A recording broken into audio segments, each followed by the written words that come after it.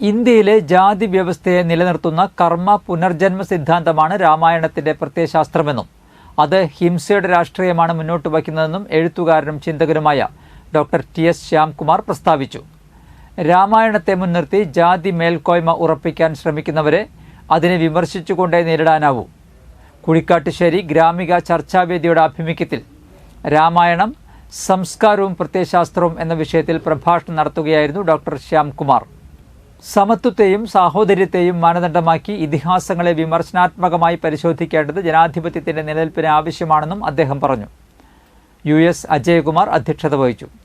MC. Sandeep, PT. Wilson, Udayan Mattathil, PT. Swaraj, Anitha Jayaraj, Jayaprakash Olari, Soonaj Hariharan, Babu MA., KC. Jayan, Kareem കെ.പുറം, KM. Sivadasan എന്നിവർ സംവാദത്തിൽ പങ്കെടുത്ത് സംസാരിച്ചു.